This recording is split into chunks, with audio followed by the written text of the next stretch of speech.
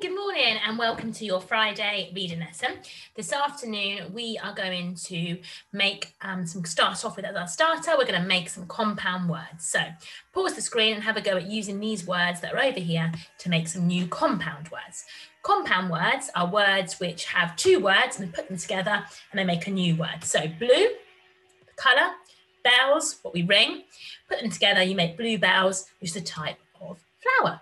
Off you go, pause the screen and see which words you can make now. Off you go.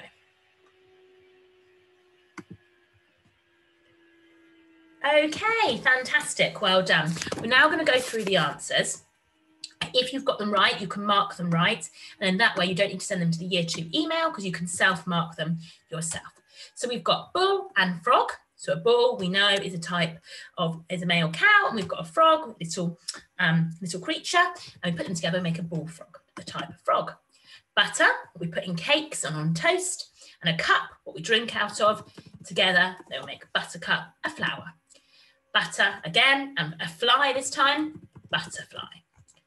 Dragon, a fire-breathing animal, and fly, put them together, we get dragonfly. Egg and shell, eggshell. Flower and bed, flower bed, where we put flowers. Grass and hopper, grasshopper, a little creature that lives in the grass. Rain and bow, my favourite, rainbow. And spring and time, springtime, which is what we're almost going into springtime now. So if you've got all of those right, congratulations. Okay, today we're going to be reading a non-fiction text.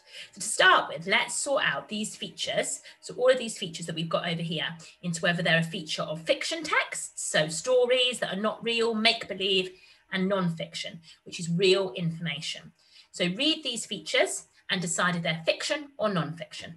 Pause the screen and have a go now. Okay, well done if you've done those. And again, we're going to go through them together. So if you mark them and tick them off, and then you've self-marked them today. So let's start with glossary. Now, a glossary is where it tells us what words mean. It gives definitions of what words mean. And we would normally find a glossary in a non-fiction text because that's got more complicated vocabulary in it. So it would tell us at the end what things mean, words we may not have heard before. Not real goes over here in fiction because it's make-believe. And in there also goes characters. Now, photographs normally go in non-fiction because that's what we're saying, real information, and photographs are of real information. Beginning, middle, and end would go over here because that's a story. In fiction, it's made up, has that process of beginning, middle, and end. Now, an index page is at the back of a book, and it says things like, it might say, if it was a book about animals, it might say the animal cat at the back, and then it would tell you at the back a page number to go to find out all about cats. So index is when you've got information. It's in a non-fiction book. Animals can talk is going to go in fiction. And problems and solutions are going to go in here. So we have something bad happens, and then we get a solution to it. That's like a story-based problem.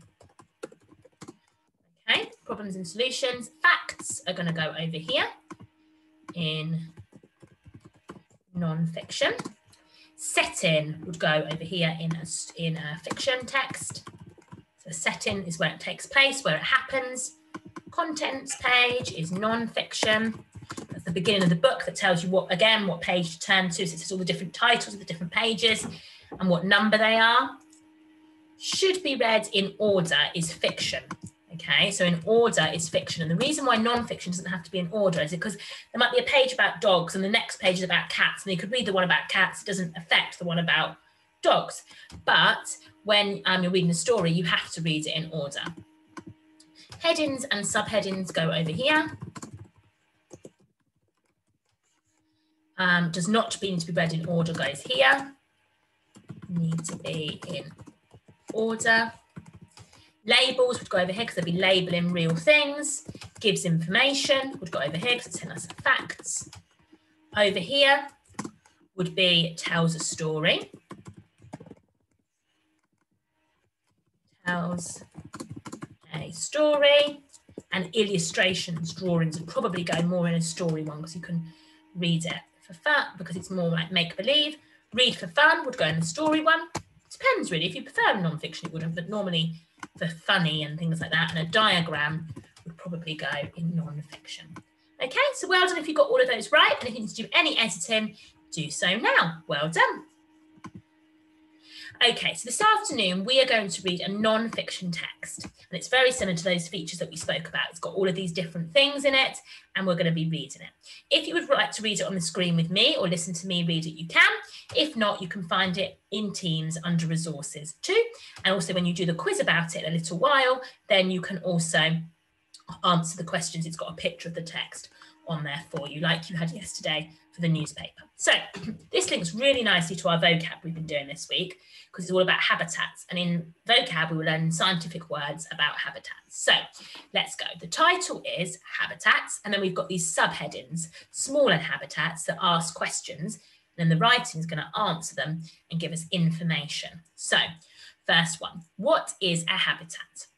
A habitat is a place that has everything a plant or animal needs to survive. And we've been learning that word survive, survival. So to be able to stay alive, no matter what the problem is, things get in their way, they stay alive.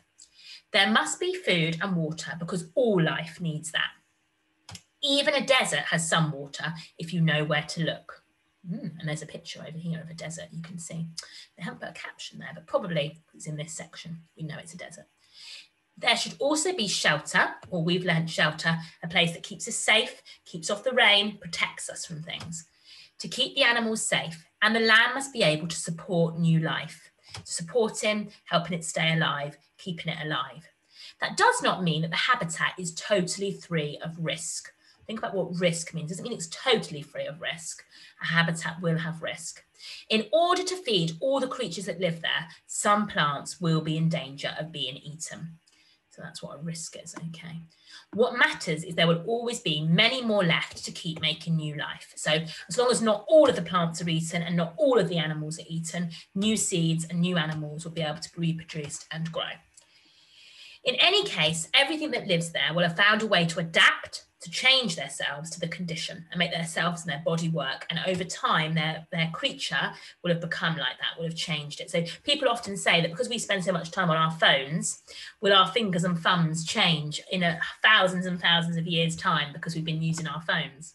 To wait and see. Next subheading says ponds. Ponds are a great example of a habitat. There is probably one near where you live. There is often good soil for the plants to grow in, and getting water is clearly not a problem because a pond is made of water. The plants growing in the pond provide food and shelter for a wide range of animals, from little bugs to tadpoles, which are baby frogs, and even ducks. Some will be eaten by fish and other hunters, but there will always be plenty that are not.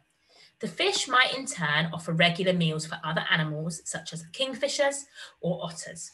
Some of the mini beasts that hatch in the pond turn into flying insects, which will be prey to bigger bugs like dragonflies. In short, there is always plenty to go around, whatever you are. This means it is also a great place to start a new life, whether you are a flower or a frog. So here we go, we have our glossary. And I told you already what a glossary meant. It gives us words we may not have heard before, and it tells us what they mean.